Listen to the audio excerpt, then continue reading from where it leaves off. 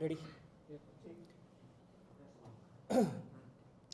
તમામ પ્રેસ મિત્રોનો હું આભાર માનું છું અને સાથે સાથે ખેડૂતોની આ લડાઈ અને આ અમારો જેલવાસ જે છે એમની અંદર અમને તોડવા માટે, ખેડૂતોના અવાજને દબાવી દેવા માટે ભાજપની સરકારે અમને 108 દિવસ જેલમાં રાખ્યા. આજે 109મો દિવસ છે. ત્યારે અહીંયાથી હું સ્પષ્ટ સંદેશ ગુજરાતની જનતાને અને ખેડૂતોને આપવા માગું છું કે તમારા માટે 108 દિવસ જેલમાં રહીને આવ્યા છે, પરંતુ હવે ગુજરાતમાં અમે જેલની બહાર આવ્યા છે ત્યારે તમારા માટે અમે ગુજરાતમાં 108ની જેમ કામ કરશું. સાથે સાથે બીજેપીની સરકારે ખેડૂતોના અવાજને દબાવી દેવા માટે, ખેડૂતોના આંદોલનને તોડી પાડવા માટે, અમારા જેવા યુવાનોના મનોબળને તોડી પાડવા માટે, અમે તૂટી જઈએ, અમે હારી જઈએ, અમે ઘરે બેસી જઈએ એટલા માટે અમારા ઉપર ષડયંત્ર કરી અને અમને જેલમાં નાખવામાં આવ્યા. અમારી સાથે કેટલા બધા નિર્દોષ ખેડૂતોને જેલમાં નાખવામાં આવ્યા. પણ આજે જેલની બહાર આવીને પ્રવીણ રામ સ્પષ્ટ સંદેશ આપે છે કે અમે અંદર જેલની અંદરથી તૂટીને નહીં, તૈયાર થઈને બહાર આવ્યા છીએ. અમે જેલમાંથી અંદરથી માય કાંગલા બનીને નહીં, મજબૂત બનીને બહાર આવ્યા છીએ. અમે જેલમાંથી હારીને નહીં, પણ ગુજરાતના ખેડૂતોને કંઈક આપીને બહાર આવ્યા છીએ. અમે અંદર જેલમાંથી કંઈક ગુમાવીને નહીં, પણ ગુજરાતના ખેડૂતોને કડદા મુદ્દે કંઈક પરિણામ આપીને બહાર આવ્યા છીએ. હું અહીંયાથી એને સ્પષ્ટ સંદેશ આપવા માંગુ છું કે અમે જેલમાંથી બહાર આવ્યા છીએ તો માર્કેટમાંથી ગુમ થવા માટે નહીં, પણ ગર્જના કરવા માટે બહાર આવ્યા છીએ. અમે જેલમાંથી શરણાગતિ સ્વીકારીને નહીં, પરંતુ શાયર બનીને બહાર આવ્યા છીએ. અને અમે જેલમાંથી સરેન્ડર થઈને નહીં, પણ ગીરનો ડાલામથ્થો હાવજ બનીને બહાર આવ્યા છીએ. એટલે ભાજપને અહીંયાથી સ્પષ્ટ સંદેશ આપું છું કે ખેડૂતોની લડાઈ અટકવાની નથી. 108 દિવસની ભલે જેલ થઈ હોય, ભલે પીડાઓ સહન કરવી પડી, ભલે યાતનાઓ સહન કરવી પડી, મારા પરિવારથી દૂર રહ્યો, મારા ખેડૂતોથી દૂર રહ્યો, મારા નાનકડા દીકરાનો એક વર્ષનો જન્મદિવસ, એના પહેલા જન્મદિવસમાં પણ હું હાજર નથી રહી શક્યો. મારા જન્મદિવસમાં હું દૂર રહ્યો, પણ મારી લડાઈ અટકવાની નથી. ખેડૂતો માટેની લડાઈ ચાલુ રહેશે. આ શરીરમાં જ્યાં સુધી પ્રાણ છે ત્યાં સુધી મારી લડાઈ ચાલુ રહેશે. બીજેપીમાં જેટલી તાકાત હોય એટલી તાકાત અજમાવી જોઈએ. મારી લડાઈ ખેડૂતો માટે, ગુજરાતના યુવાનો માટે અને ગુજરાતની જનતા માટે ચાલુ રહેશે. મને દુઃખ છે કેટલા દિવસો માટે મારા ખેડૂત પરિવારના લોકો, મારા ગુજરાતના લોકોથી હું દૂર રહ્યો, એની સમસ્યાઓથી દૂર રહ્યો, એના પ્રશ્નોથી દૂર રહ્યો, એમના સારા નરસા પ્રસંગોમાં હું હાજરી ન આપી શક્યો. એના બદલ હું માફી ચાહું છું. સાથે સાથે હું ગુજરાતના તમામ ખેડૂતોનું, આમ આદમી પાર્ટીના તમામ કાર્યકર્તાઓ, તમામ નેતાઓ, માનનીય અરવિંદ કેજરીવાલજીનો, માનનીય સુદાનભાઈ, અમારું તમામ પ્રદેશ નેતૃત્વ, અમારા તમામ ધારાસભ્યો, તમામનો ખૂબ આભાર માનું છું કે એમને આ સંકટ સમયે એનાથી બનતી પ્રયત્ન કરી અને ખૂબ પ્રયત્નો એમને બહાર કાઢવા માટેના અને ખેડૂતો સાથે ઊભા રહેવાના કર્યા. એ બદલ હું તમામનો આભાર માનું છું. ખાસ મીડિયા મિત્રોનો પણ આભાર માનું છું. પણ આજે અહીંયા બહાર આવ્યો છું તો જે આંખમાં આંસુ છે એ દુઃખના આંસુ નથી. એ આગામી દિવસોમાં લડાઈ લડવાના સંકેત છે. અને આગામી દિવસોમાં મજબૂત લડાઈ લડીશું અને બતાવીશું કે અમે તમારાથી ડરવાના નથી, અમે તમારાથી હિંમત હારવાના નથી. અમારી લડાઈ ચાલુ રહેશે. આભાર.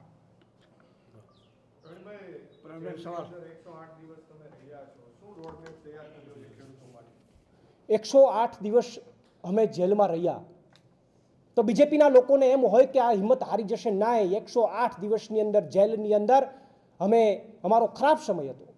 એ ખરાબ સમયને અમે સારા સમયમાં પરિવર્તન કરવાનો પ્રયત્ન કર્યો. અમે વાંચન કર્યું, અમે કસરતો કરી, અમે અમારા શરીરને મજબૂત કર્યું, અમે અમારા મનને મજબૂત કર્યું. અને આવનારા દિવસોની અંદર ખેડૂતો માટેના જે કંઈ કાર્યક્રમો યોજવાના છે, પાર્ટી દ્વારા જે કાર્યક્રમો યોજાશે એની અંદર મજબૂતાઈથી લડાઈ લડવા માટેના એક મજબૂત મક્કમતા સાથે બહાર આવ્યા છીએ. કદાચ જેલ પહેલાં એવું હશે કે થોડોક થાક લાગ્યો હશે, પણ હવે જેલમાંથી બહાર નીકળ્યા છે તો સંપૂર્ણ સ્ફૂર્તિ સાથે બહાર નીકળ્યા છીએ. મજબૂત મન કરીને બહાર નીકળ્યા છે, મજબૂત શરીર કરીને બહાર નીકળ્યા છીએ. એટલે ભાજપને એમ લાગતું હોય કે તૂટી ગયા, નહીં, તમે ભૂલ કરી. મને મજબૂત બનાવવાની તમે ભૂલ કરી. તમે મને મજબૂત બનાવવાની ભૂલ કરી. મારા સામે અનેક પીડાઓ આપી, અનેક યાતનાઓ આવી. એ તમામ યાતનાઓને અમે જીરવી ગયા. અમે કઠણ કાળજાના છે, અમે જીરવી ગયા.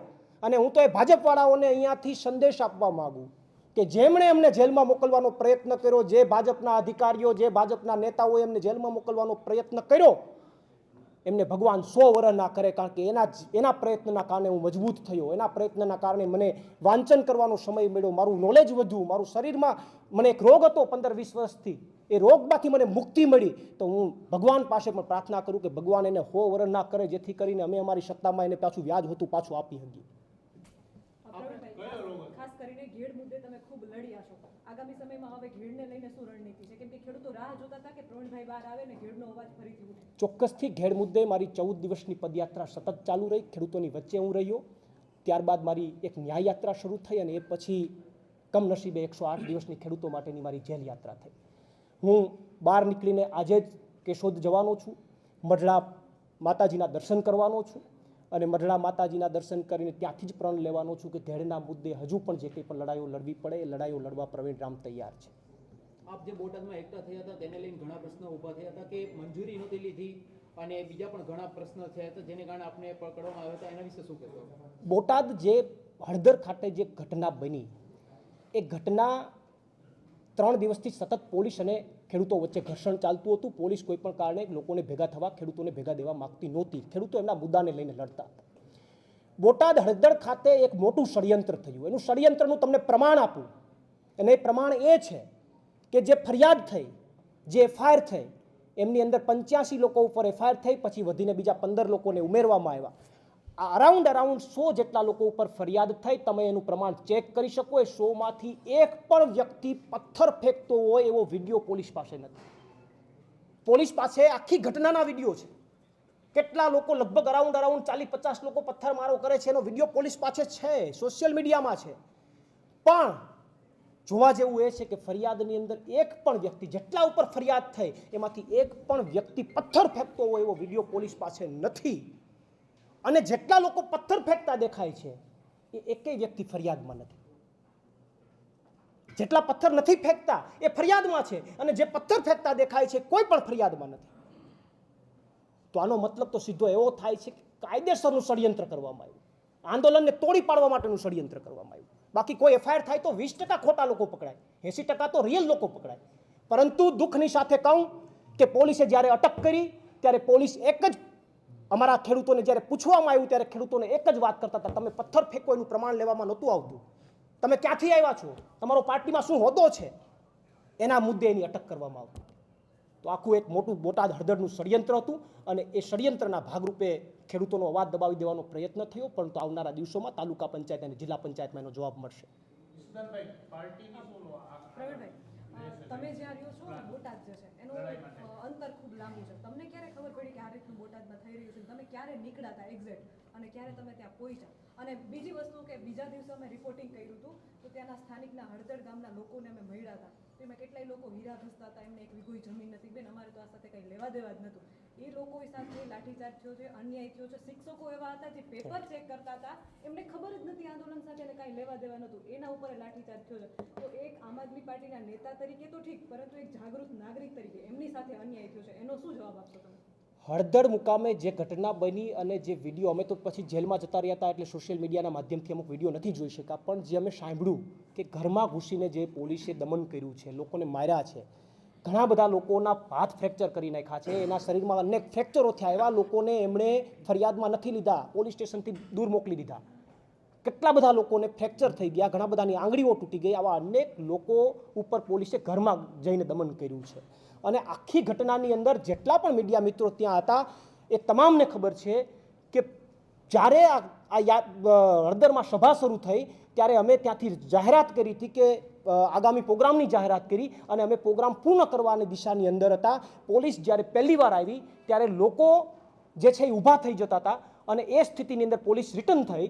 પોલીસ બીજી વાર 5-10 મિનિટમાં જ આવી. અમે લોકોને, ખેડૂતોને બેસાડવાનો પ્રયત્ન કર્યો કે તમારે ઊભું થવાનું નથી, આપણે આંદોલનને અહીંયા લાઈવના માધ્યમથી એ લાઈવમાં પણ છે કે પ્રવીણભાઈ એમ કહે છે કે બેસી જાઓ, એ લાઈવમાં પણ છે ને, આપણે સ્વીકારવું પડે.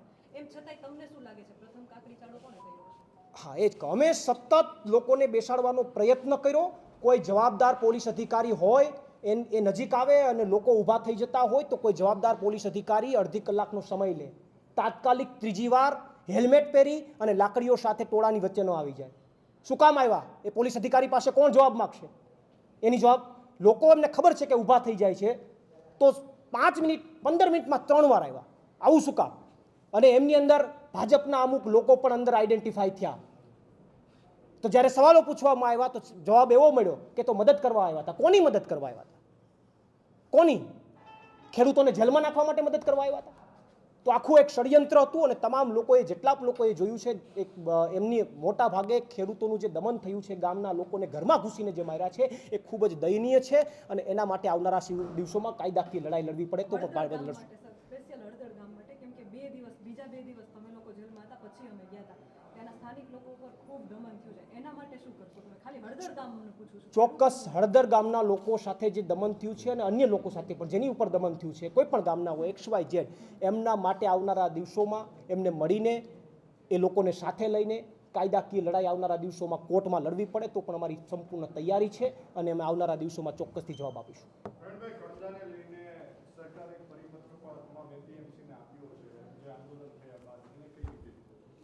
કડદા મુદ્દે જે પરિપત્ર થયો એ હું એવું માનું છું કે આ આમ આદમી પાર્ટીની જે લડાઈ હતી એની એક બહુ મોટી જીત છે. એ પછી ખેડૂતોનું જે માગણી હતી એના મુદ્દે એક બે મુદ્દે સરકારે ક્યાંક ને ક્યાંક નમતું જોખવું પડ્યું. એ સ્પષ્ટ બતાવે છે કે આમ આદમી પાર્ટીના નેતાઓ, આમ આદમી પાર્ટીના લોકોએ જે આંદોલન કર્યું એની ક્યાંક ને ક્યાંક એના ઉપર અસર થઈ છે. ત્યારે હું એ ખેડૂતોએ જે લડાઈ લડી અને એમની અંદર કડદા મુદ્દે જે લેખિતમાં આપવામાં આવ્યું એ મુદ્દે હું ખેડૂતોનો આભાર માનું છું કે તમારી જીત થઈ છે, પણ માત્ર કાગળ ઉપર આવવાથી કંઈ થતું નથી, એનું અમલીકરણ થવું જરૂરી છે. ઘણા બધા વેપારીઓ હજુ પણ ખેડૂતોને શોષણ કરે છે, માત્ર કાગળ ઉપરથી એ લોકો એનું પાલન કરતા નથી. એટલે અમારું એવું માનવું છે કે એમની અંદર એનું સ્પષ્ટ અમલીકરણ થવું જોઈએ. તો પ્રવીણભાઈ અત્યારે ખેડૂતોનો ચહેરો બની ગયા છે, ખેડૂતોનો અવાજ બની ગયા છે. શું પ્રવીણભાઈ 2027માં લડશે અને લડશે તો કઈ સીટ ઉપરથી લડશે?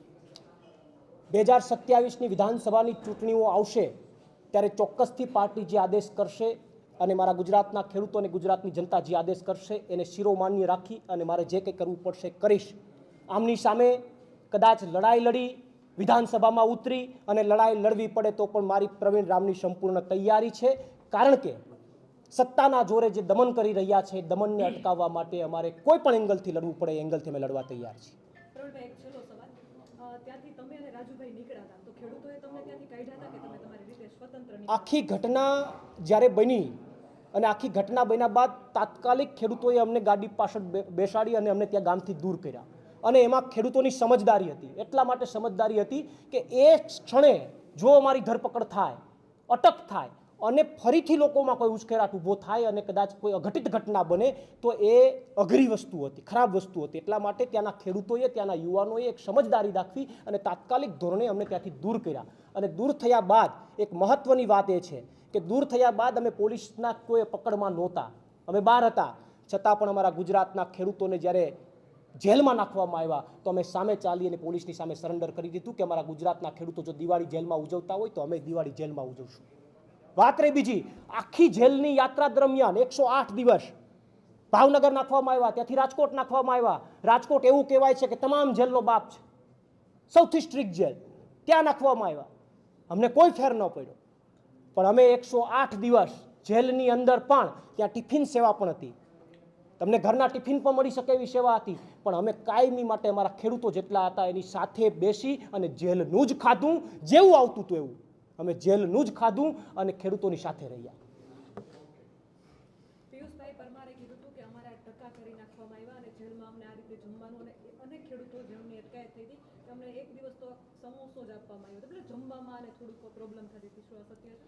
બોટાદ મને જે કોઈ પણ લોકોની અટકાયત થઈ હતી એ લોકોએ, તમામ લોકોએ જાણ કરી હતી કે 2 દિવસ સુધી એ લોકોને જમવાનું પણ આપવામાં નહોતું આવ્યું. એક નાસ્તો નોર્મલ આપવામાં આવતો હતો, એમને બ્રશ કે કોલગેટ પણ આપવામાં નહોતી આવતી, એમને ચપ્પલ લઈ લેવામાં આવ્યા હતા, અમાનવીય કૃત્ય કરવામાં આવ્યું. અમુક લોકોને ઢોર માર મારવામાં આવ્યો તો જેવો કોઈ ન મારી શકે એવો માર મારવામાં આવ્યો. અને હું કદાચ કહું તો એ વાત આજે અત્યારે ઓન રેકોર્ડ કહું છું કે અમુક પોલીસ અધિકારી તો એવું બોલ્યા છે કે તમારા કરતાં તો દારૂ વેચવાવાળા સારા. શું કહેવા માંગો છો? ગુજરાતની જનતા માટે લડવા નીકળ્યા અને તમે ગુજરાતના ખેડૂતોને એમ કહો કે તમારા કરતાં તો દારૂ વેચવાવાળા સારા. આ હું એમ કહું છું કે હદ કહેવાય. સત્તાની શરમસીમાની હદ કહેવાય. આવી અનેક ઘટનાઓ બની છે જે ગુજરાતના ખેડૂતો અંદર દબાવીને બેઠા છે. ઘણી બધી ઘટનાઓ છે જે અમારા સુધી પણ નથી પહોંચી. ગુજરાતના ખેડૂતો પી ગયા છે, ઘૂંટડા પી ગયા છે, અને એ ઘૂંટડા આવનારા દિવસોમાં ચોક્કસથી એના જવાબ મળશે.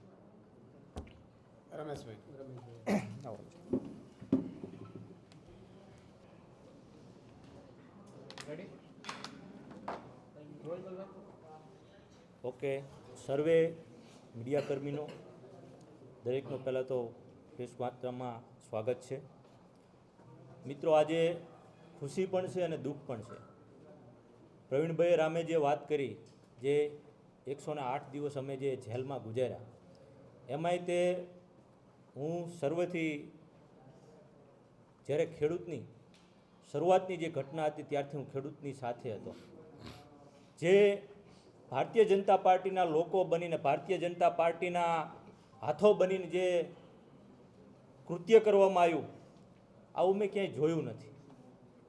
જેવી રીતે આતંકવાદી સાથે જે વર્તન કરવામાં આવે ને, એ આ જગતના તાત સાથે વર્તન કરવામાં આવ્યું છે. તમે સમજો કે જેનો અનાજ ખાઈ અને રાત દિવસ જે કામ કરતો હોય એ વ્યક્તિ, જેનું અનાજ આપણા પેટમાં જાય છે, આપણા દીકરા દીકરીઓ ખાય છે, આપણો પરિવાર ખાય છે, એને તમે પકડીને ઢોર મારો. એ તમારી પાસે માગવા શું આવ્યા હતા? તમારું શું લેવા આવ્યા હતા? તમારું શું લૂંટવા આવ્યા હતા? માત્ર ને માત્ર વાત એક જ હતી, પોતાનો મહામૂલો જે પાક હતો એ દીકરાની જેમ ઉછેરી કરી અને જ્યારે લઈ અને માર્કેટમાં જાય ત્યારે તમારા જે બાંધેલા વેપારીઓ હોય એનો કડદો કરી અને જે રીતે ગાયના આસળે ઝીંગોડા ચોંટ્યા એની ગોળે ઝીંગોડાનું જે કામ કરી રહ્યા હતા, એની સામે ખેડૂતની લડત હતી. એની જગ્યાએ જ્યારે હું એમ કહેવા માગું છું કે જે સિંઘમગીરી કરનાર વ્યક્તિ હતા, જે સિંઘમગીરી કરનાર અધિકારીઓ હતા, એમને એ વેપારી સાથે કેસ કરવાની કેમ સિંઘમગીરી નથી જાગતી? જગ જાહેર હતો વિડીયો, જગ જાહેર કડદાની વાત હતી, કેમ એના ઉપર કેસ ન થયો? જે વ્યક્તિ અન્યાય માટે લડતો હતો, જે વ્યક્તિ અન્યાય માટે ન્યાય માટે આવ્યા હતા, તમે એની સાથે આવી બર્બરતાની વાત ઓલી કરી. જેલમાં લઈ ગયા, ઢસડીને લઈ ગયા, ઢળવામાં આવ્યા, ઢોર મારવામાં આવ્યો, એવો મારવામાં આવ્યો કે તમે જોઈ પણ ન શકો. તમારી નજર આંખે તમે જુઓ તો તમને એમ થાય કે આ શું થઈ રહ્યું છે. આવું તો મેં કોઈ આતંકવાદી સાથે પણ વર્તન ન થયું હોય એવી વર્તન થયું છે.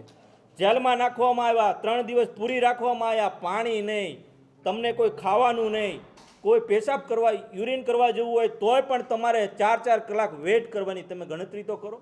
આવી અમાન્ય ઘટના આ ખેડૂત સાથે કરવામાં આવી અને એનો હું સાક્ષી છું.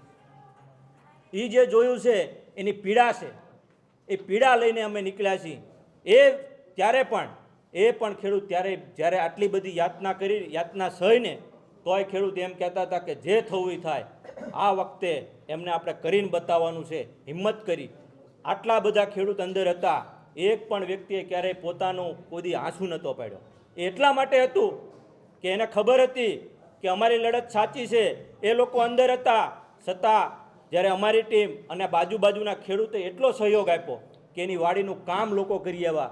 એનો જે નાના મોટા પ્રસંગ હતા એ પ્રસંગ લોકો ઉજવી આવ્યા. આનેથી ઉજળું શું હોય? ભાજપ એના પ્રસંગ તો તોડવા માટે ગયા હતા, એના પ્રસંગ બગાડવા માટે ગયા હતા, દિવાળી બગાડવા માટે ગયા હતા, પણ ગામના લોકોએ જે અમારી ટીમ હતી, એ લોકો એની દિવાળી સુધારવા માટેના પૂરા પ્રયત્ન કર્યા હતા. એ આજે અમને આંખે દેખાય છે. અને એ ખેડૂતો અમારી પાસે વેદના લઈને એ જે અમારી પાસે હૈયાવરાળું કરતા હતા કે સાહેબ ભલે અમે અંદર છીએ પણ બારે અત્યારે લોકોનો જે અમને સાથ અને સહકાર મળી રહ્યો છે, આવો અમે જિંદગીમાં ક્યાંય જોયો નથી. આજે એ ખેડૂતની એકતા અને ટીમનો જે કામ છે એ બદલ ટીમનો પણ ખૂબ ખૂબ આભાર.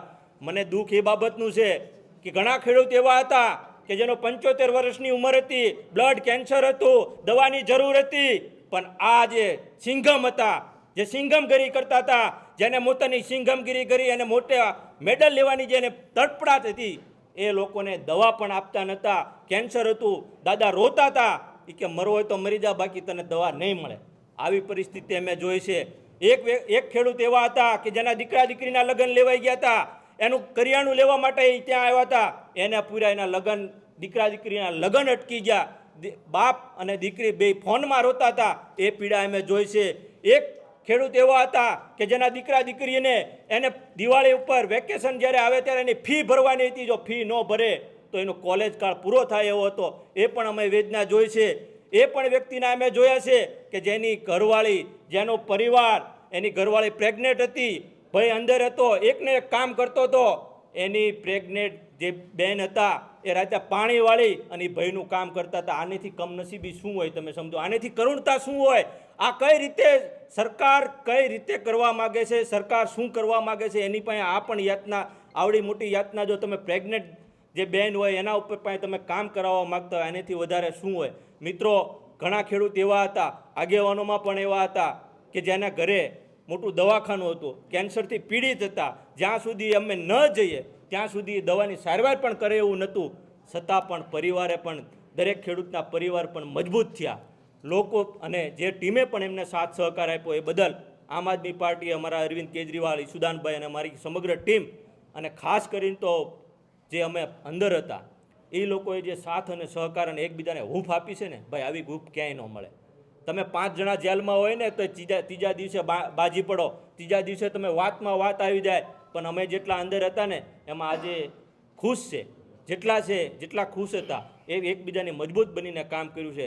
અમે આજે અહીંથી જાહેરાત કરીએ છીએ કે અમે જે રીતે પ્રવીણભાઈ રામે કીધું એમ, એક પણ ખેડૂત અંદર જઈ અને ક્યાંય હતાશ નથી થયો, ક્યાંક ને ક્યાંક મજબૂત થઈને આવ્યો છે. અને આવનારા સમયમાં મજબૂતાઈથી અમે આ ભ્રષ્ટાચારી સરકાર અને જે સિંઘમગીરી કરતા હતા ને એને સિંઘમગીરી બતાવવાની પણ અમારી પૂરેપૂરી તૈયારી છે. એના માટે અમારે જે પણ કરવાનું થશે એ અમે આવનારા સમયમાં કરશું. બેને હમણાં વાત કરી હળદરની, હળદરમાં જે એ લોકોએ જે કાર્ય કર્યું હતું ને, આવું પહેલાં જે હતા ને, જે લૂંટારૂ આવતા હતા, જે લૂંટારૂ જે કામ કરતા હતા, ગામ આખા ફરતો ઘેરો ગાલે અને ગામમાં જેમ ગોળીબાર કરે અને ઘરમાં જઈ અને બેન દીકરીઓ સામે એના વડીલ હોય ને એના અપશબ્દ બોલ્યા હતા, એને ન કહેવાના શબ્દ બોલ્યા હતા. એ શબ્દ હું તમને મીડિયા સામે પણ કહી નથી શકતો, કારણ કે એવા અપશબ્દ બોલ્યા હતા. અને ઢોર મારવામાં આવ્યા. જે વડીલ હતા, ઘરે કંઈ નહોતું, ચા બનાવતા હતા, એને પકડીને મારવામાં આવ્યા. કોઈ શિક્ષક હતા, પેપર ઓલું કરતા, એને મારવામાં આવ્યો. વિદ્યાર્થી પરીક્ષા દઈને આયલો આવતો હતો, એને પૂરવામાં આવ્યો. હીરા ઘસીને આવતો હતો, એને પૂરવામાં આવ્યો. કોઈ અહીંયા દવા લેવા આવ્યો તો એને પૂરવામાં આવ્યો. કોઈ બિયારણ લેવા આવ્યો તો એને પૂરવામાં આવ્યો. શું છે આ બધું? ક્યાં સુધી આવું? હવે જનતા જાગી છે. તમારી જે કંઈ આ ઘટના છે, આવનારા સમયમાં એનો જનતા જવાબ આપશે. ઓકે, આભાર તમારો. બજેટનો જે રેડી. મિત્રો, આમ આદમી પાર્ટીની પત્રકાર પરિષદમાં આપ સૌનું સ્વાગત છે.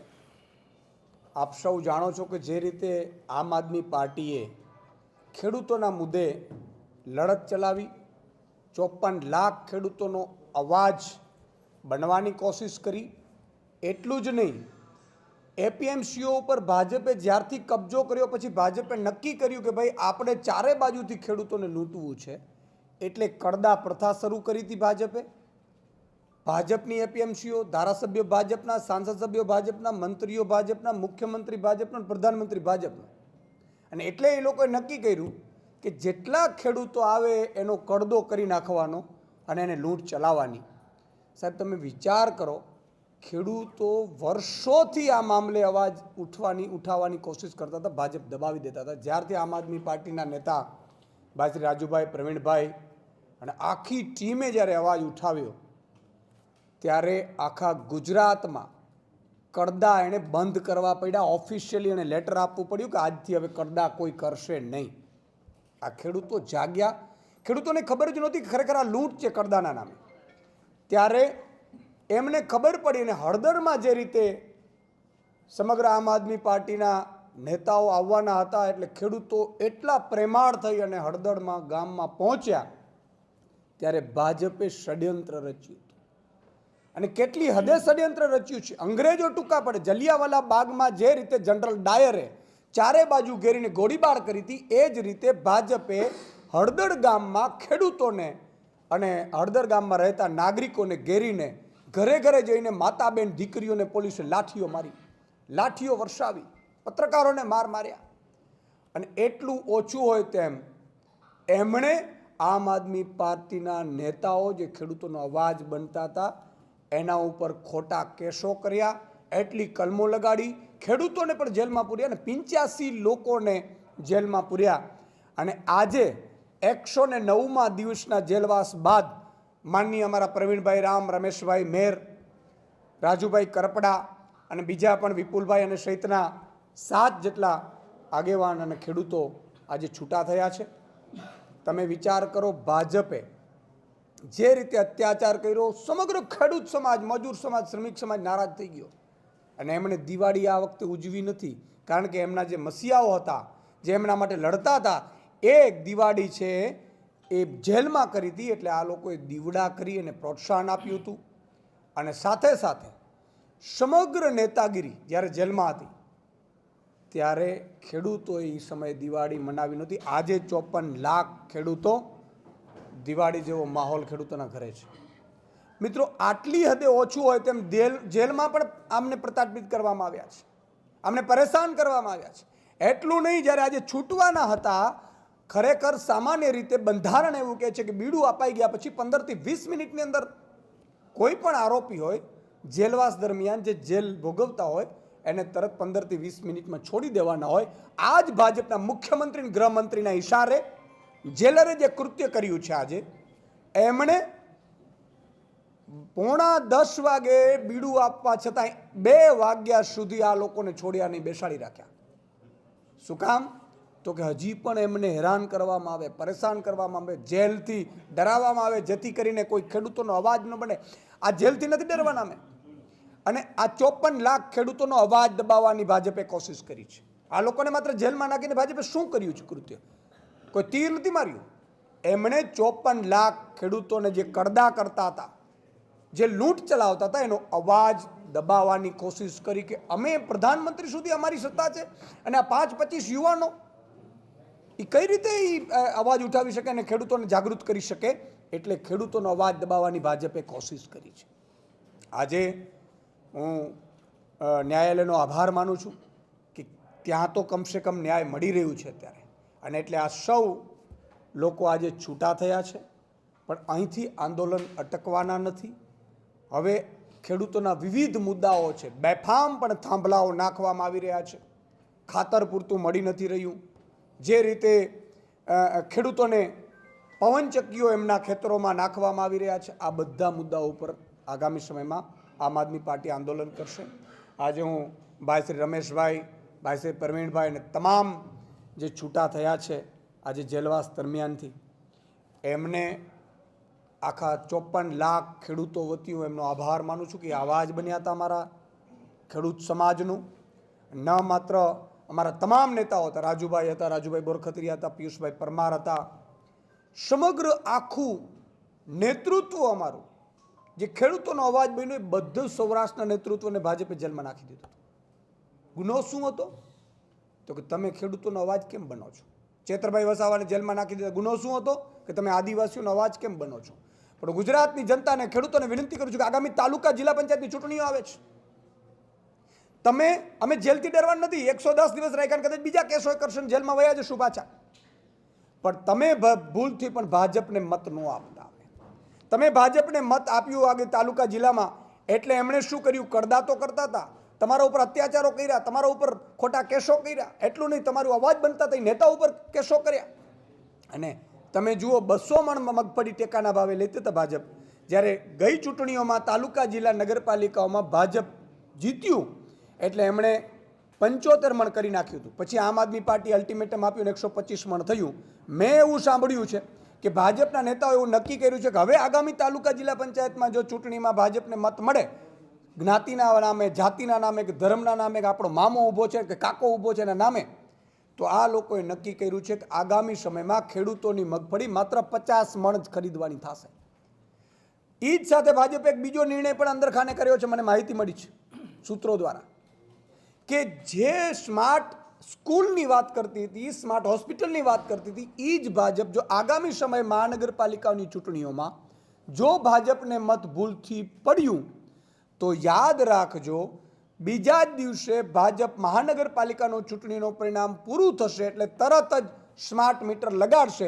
અને એમાં તમારી દીકરી, તમારી દીકરાની વહુ કે દીકરો કે માતા, બેન, દીકરીએ જ વિરોધ કર્યો હતો ને ચોટલા ખેંચી પોલીસ અને ઢસેડીને લઈને પછી સ્માર્ટ મીટર લગાડશે. એટલે મહેરબાની કરી અને આ ભાજપને મત આપતા પહેલાં 100 વાર વિચારજો. આજે પ્રવીણ રામ, રાજુ કરપડા, પિયુષ પરમાર, રાજુ બોરખતરિયા, રમેશ મેર જેવા કેટલાય લોકો પ્રતાપિત થઈ અને મજબૂતાઈથી તમારી સાથે ઊભા છે. પણ જો ભૂલથી પણ જો હવે તમે મત ભાજપને આપ્યો છે તો અમે કેટલીક વખત જેલમાં જશું. ચલો 1-2 વાર વધારે જેલમાં જઈ આવશે હજી બીજા નેતાઓ, પણ તમારે તમારા હક અને અધિકાર માટે પણ જાગવું પડશે. અને આ સમગ્ર મામલાઓમાં આજે હું પ્રવીણભાઈ રામને અને રમેશભાઈ મેરને પણ કહું છું કે એ પણ આપને સંબોધન કરે.